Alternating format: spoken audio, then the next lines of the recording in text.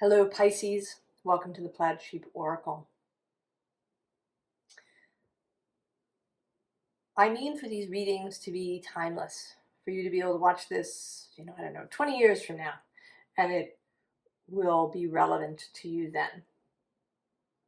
But they are also, these readings, inextricably linked to the moment in time when I'm doing the reading. And your reading is very linked to the full moon in Pisces lunar eclipse that is happening tomorrow, and actually the day that I post this. So today, for you, if you're watching it then, it is kind of it's a little first taste of the nodes moving into Pisces and Virgo. North node into Pisces, south node into Virgo.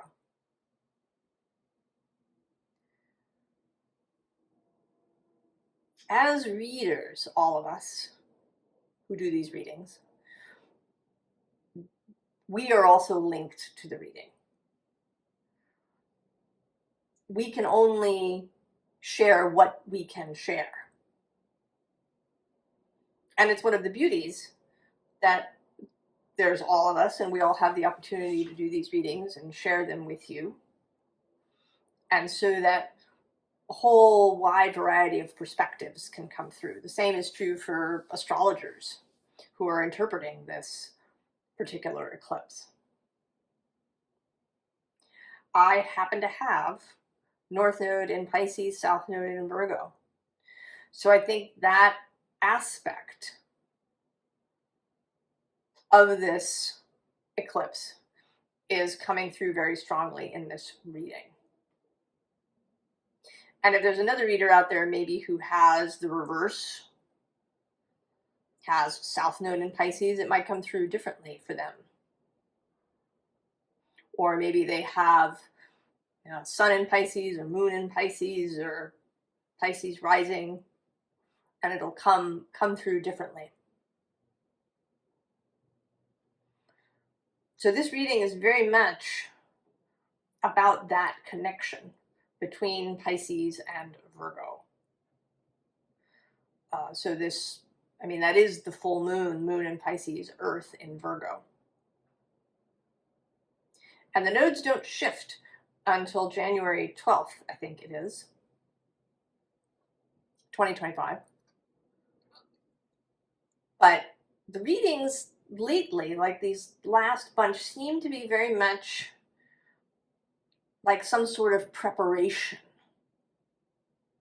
for this shift. I'm pulling a card from my new Wisdom of the Sacred Bee Oracle. And the card that came out for you is manna. So sacred food, nourishment delivered from heaven. That is there for you. That is a grace. That doesn't really have to do with deserving. I'm going to separate it a little bit from the biblical story here. Regardless of what interpretation that might have here, it is just a gift to receive. There's no strings. There's no need for reciprocity. There's no need to achieve something in order to receive this. It is just yours because you are here and you are loved.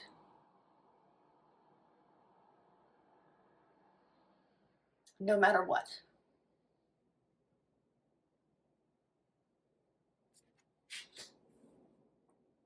Now, the underlying here, interestingly, is the observer.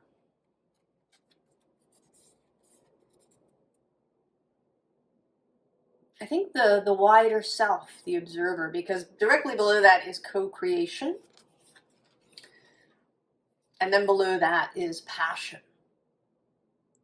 There's this, right, this sense of two things coming together. And there are many things coming through here as the halves, as the two ingredients that are coming together. And then the unseen underlying is growth. So there is an expansion here. Something growing. The Ace of Pentacles has been appearing in the readings. Interestingly, it is not in yours, at least unless we discover it. But maybe in yours it has already moved on and is now sort of breaking open. No longer a seed that's intact, but actually those first shoots coming out. You're kind of the, you lead the way here. Your moon, you're the spot for the North Node that we reach for. But we don't abandon the South Node. So we have 5 of water. There may have been a period perhaps of confusion or of frustration, of disappointment, of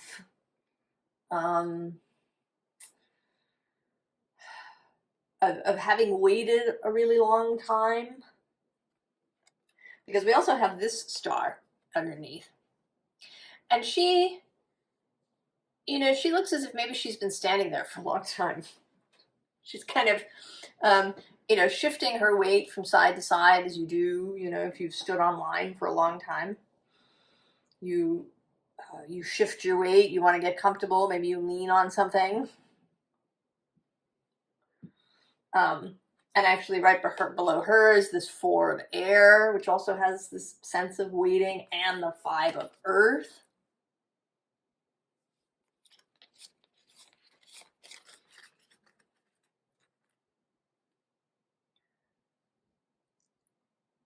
But I want to say that you haven't really been waiting. You've been thinking, you've been feeling, you've been doing energetic work, either deliberately or by default.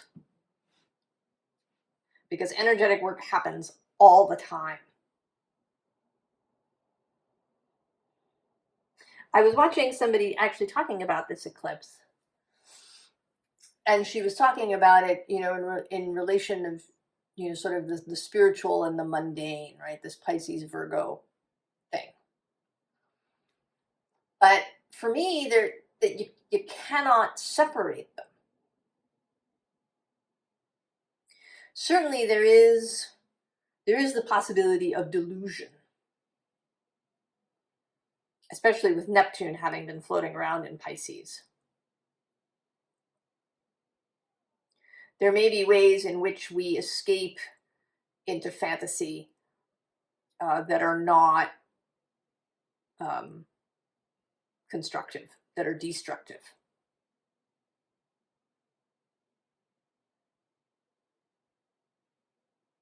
But in terms of what we think of as the spiritual, the non-physical, the energetic, it cannot be extricated from the physical because it is the basis of the physical.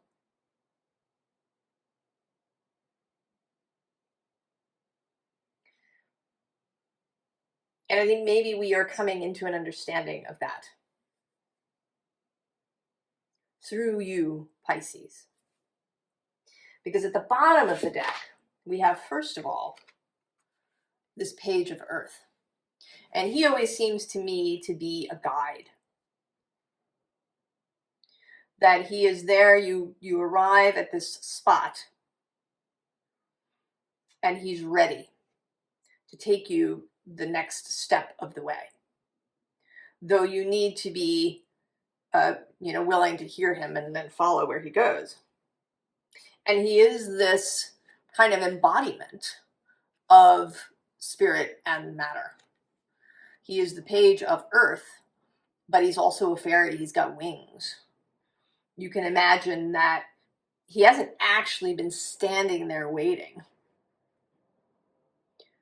that he just knows instantly when you arrive, and he is there. So this meeting, the quantum wave collapsing. And then next to him, we have the Hermit, Virgo, and the Hanged Man, Pisces.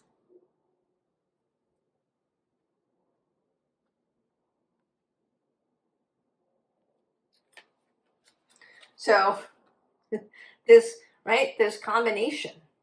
And then, as if that was not enough, we also have the Two of Water. Like that Passion card.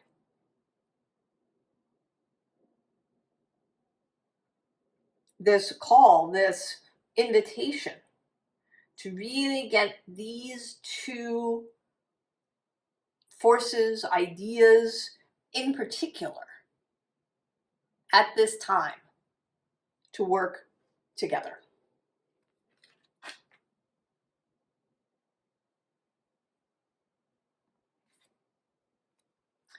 We have the Queen of Fire, and she is feeling to me actually today like a completion. That she is, for the moment, she has had her say. The North Node has been passing through Aries. And that she is complete now. And we also, in fact, have Libra here as well, showing up as Justice. There is this completion for the moment, because the nodes come back. They're going to come back again in about 9 years with the North Node in Libra. And that's a different conversation. Between these two, we have the Three of Air. And how it's coming through today is as integration. That you are taking your time here, that we are all taking our time, and you as well, Pisces, particularly perhaps, to integrate this experience that we've been having, any kind of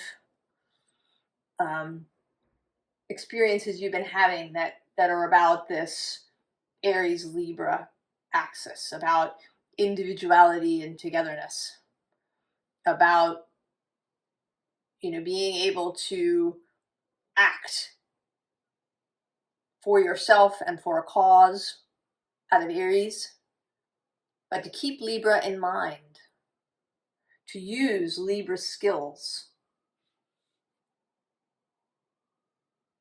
in this action, in this furtherance of an individual idea.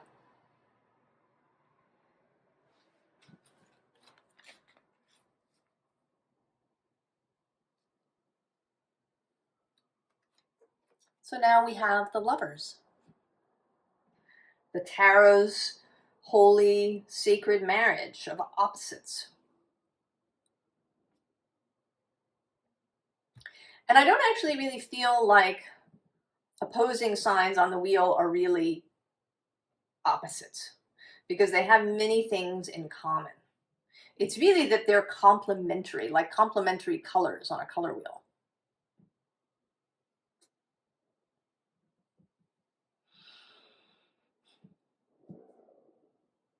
They go very well together when they're in alignment. So this hieros gamos, this sacred wedding, of two beings who complement one another, or two ideas or energies. And below that is the Ace of Cups.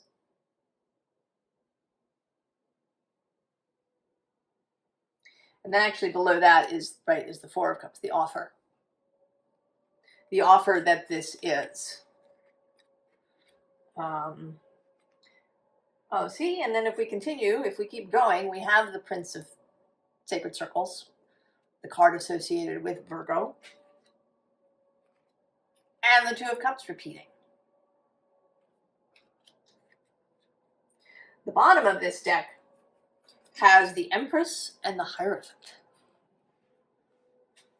I often say, when you're having a tarot card reading, often if the Emperor and the Empress or the King and Queen of Wands come out together, that this is seen as kind of a power couple, or the possibility that there's love or some sort of partnership being indicated.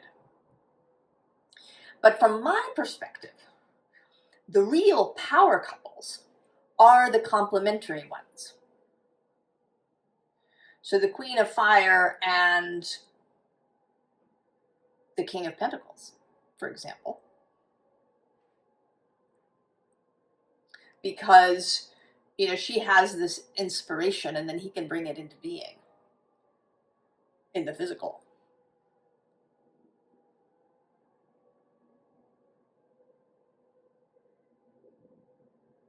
Or the Queen of Cups and the King of Swords. And she can have all the feelings, and he can have discernment and strategy. So I feel that way about the Empress and the Hierophant. That the Empress is all of this earthy creation, receptivity. And then the Hierophant is about the spiritual and bringing spirit into matter. Right? Turning wine into blood and bread into flesh.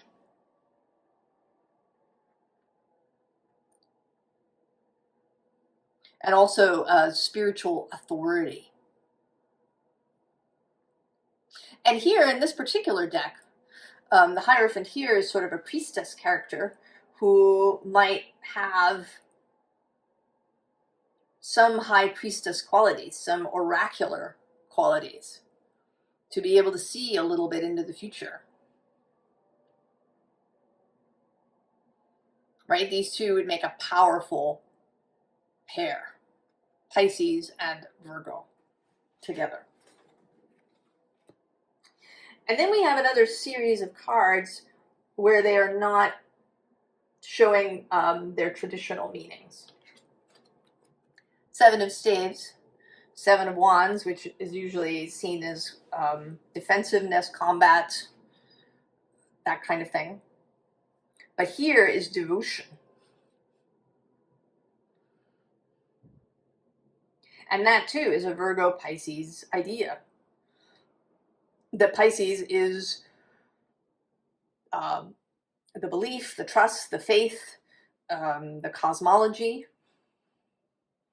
And then Virgo is how that is brought into the everyday life.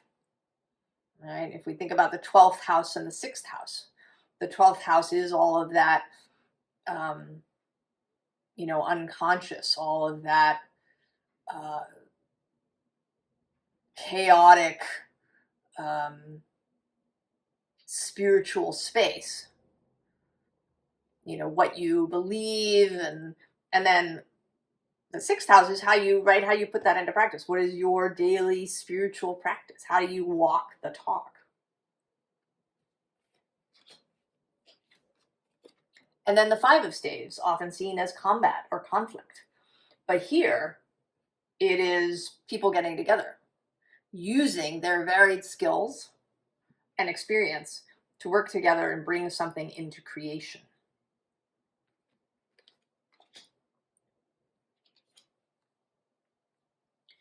And then the 3 of Swords, which can be seen as grief, But first we saw it as integration. And here we can see it as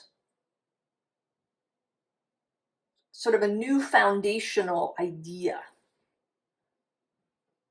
Right? We have creating a foundation, moving into the next phase.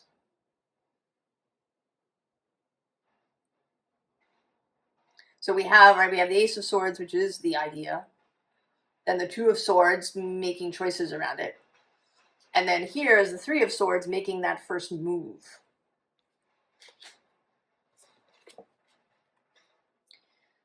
And then the Six of Cups, which mostly talks about childhood. But in this card, always talks to me more about apprenticeship, about learning, about actually moving into the future, about the acquisition of new skills, which also is what the Hanged Man is about for me. Especially here in this moment.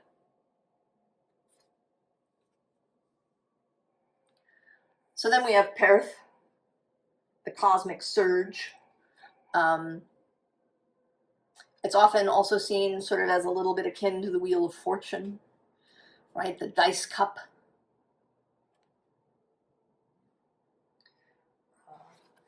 And then below that is this impassioned sap.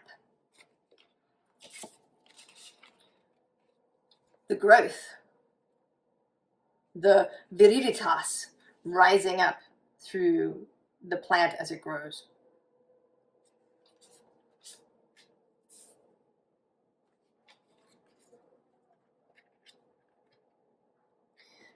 And then the bottom of the deck has both the gift, the mana, as well as this fire of life. The sacred fire that I think of as part of Virgo's job to keep the sacred fires lit in your own soul, in your own heart, in your own life, as well as helping that happen in the outer world.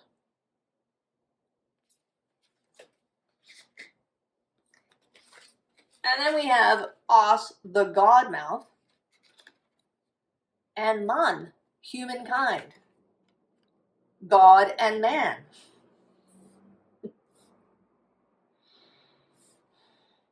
Inextricably linked with one another.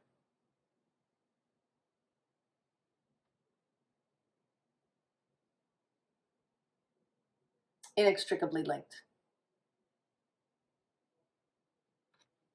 And the possibility to be the God mouth, to receive information from source, and the ability then to act upon it, to make plans, to bring things into being.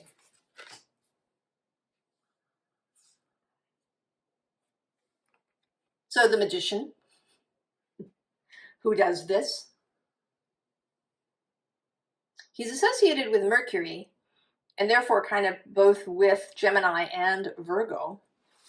But I feel like he has associations everywhere because he uses all the elements in his work, in his practice, and also because Mercury goes everywhere.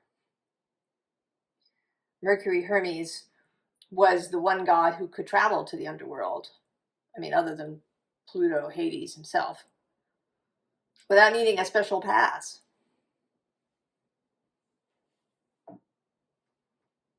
So this is an energy that goes everywhere.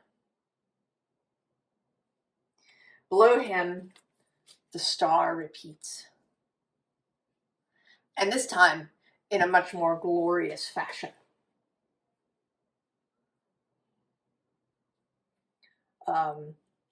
Right, in a very watery Piscean fashion. But also, when I was first learning about the tarot many, many years ago, one of the interpretations that some people I knew had of the star was of sexuality. You know, because she's in the traditional deck, in the Waite-Smith deck, she's naked and she's pouring water out into this pond, into this pool, right? This sense of sexuality, of the pouring out. And we have some of that here, right? That Virgo connection to the body.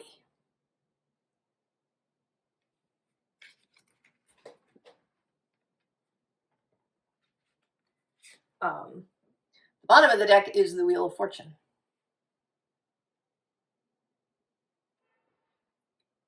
What is moving that you don't control?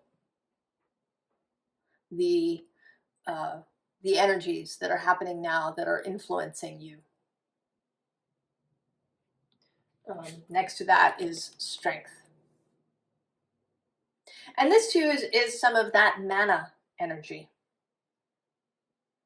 All of those things that have, that aren't about you specifically, right? That the planets move in the way that they move, and they open this energy for us, and then we can make choices within that. And how there's also other people, right? That whole co-creation thing, that it isn't just you, that it is you and the all. And then we get the Seven of Wands again, here more in its traditional look. But, you know, this is, particularly here, right, with just these two,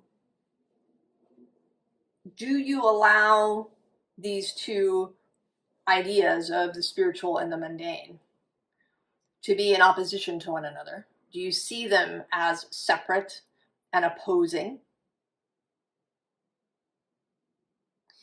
Because in this next image, it's like, to me, it looked, right, there's these two colors, right, of the red and the gray, and then we have red and gray. But now, together, in alignment, the Two of Wands. Working together, inspired together. And what you're all watching here is the Tower.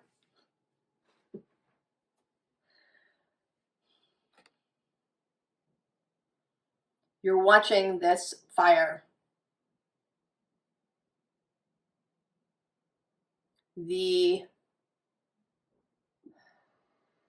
Both a destruction and a creation simultaneously.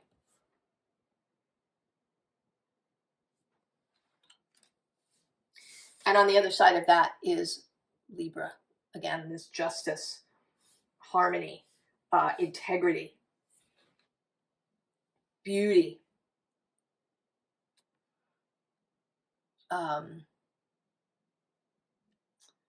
equality.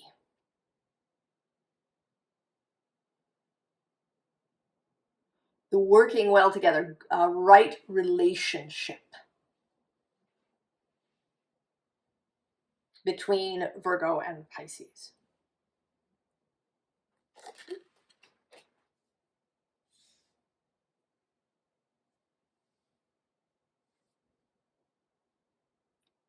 Formal advice. The Fool. And how it's sitting here, when I put this out, you know, I put this deck here and it felt very deliberate. And so these two bees here are looking at one another. So you and the wider self, you and the cosmic self, looking and seeing one another. And then we have this Chariot card below that of movement.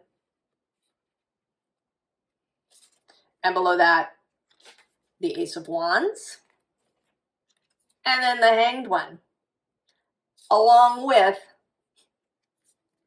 the Knight of Discs, Virgo, and Pisces together again.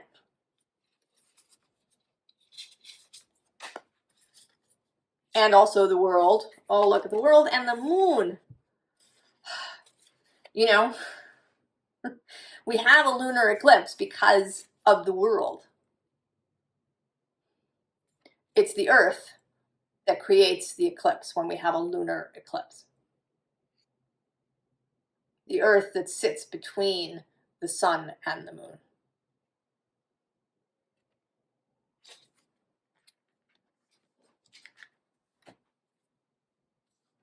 The bottom of the deck is this Three of Pentacles, which says effort, but the three, you know, is about co-creation, about working together.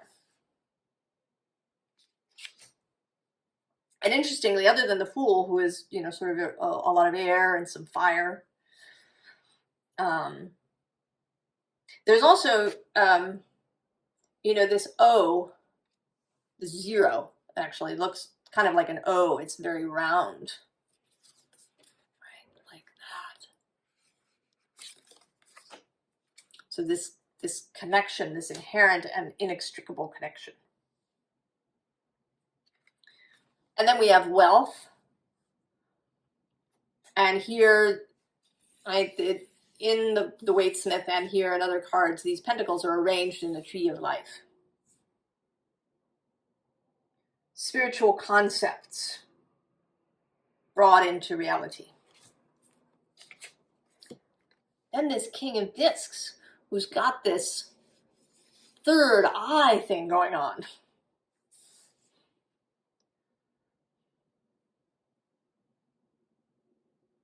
Right? This power couple. Or possibly another card that I didn't show, the Queen of Cups also showed up here. You know, these two.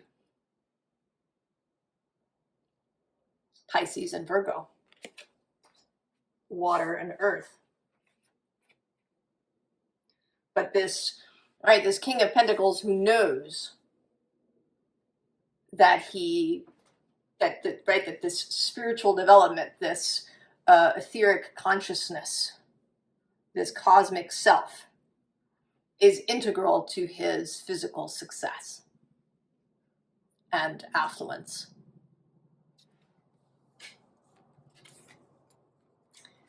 And then patience, the 7.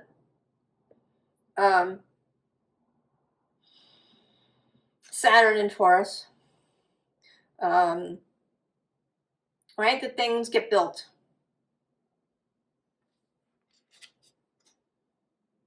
That even in, you know, even in the cosmic space, in the non-physical space, that things develop.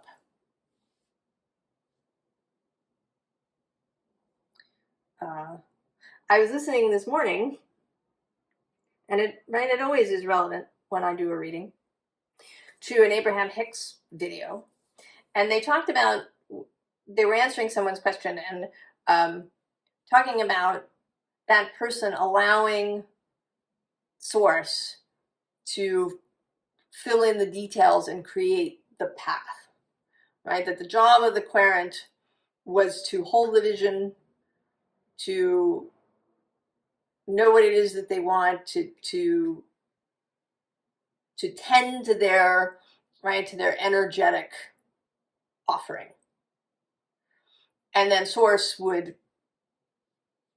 you know, put in all the pieces, and you would act when it was appropriate, and when, you know, you would know, right? Nobody would be able to hold you back from taking action when the time is right.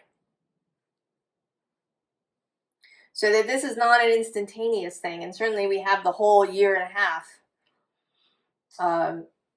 The nodes move through Pisces, Virgo until I think July of 2026.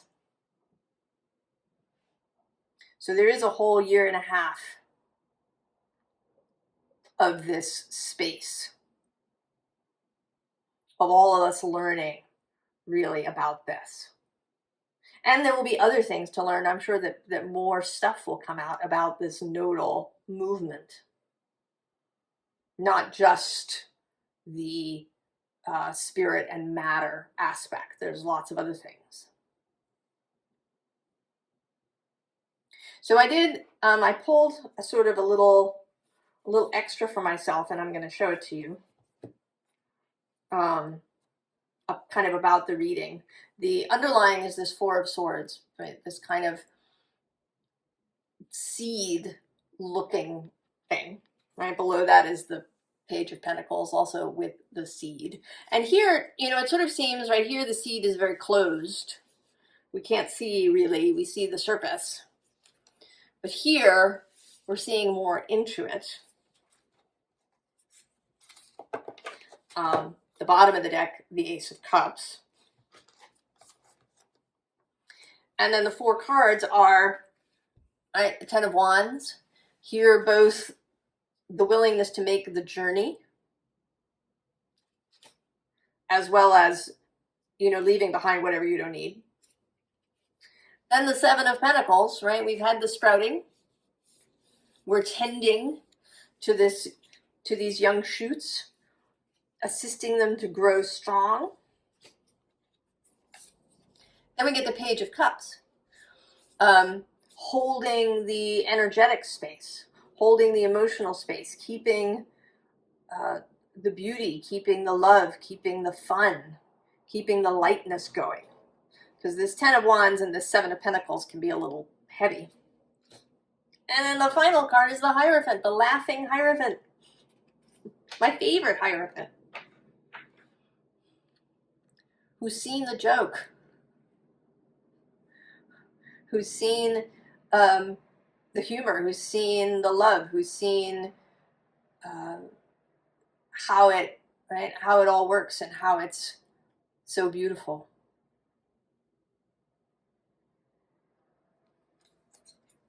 Pisces, we are just beginning. I think this next, sort of 2-year process is going to be a lot of fun for all of us when we allow it to unfold. I hope that you are having a beautiful full moon and that you feel that gorgeous imaginal energy that is happening. I wish you the very, very best, and I will see you next time. So long, Pisces.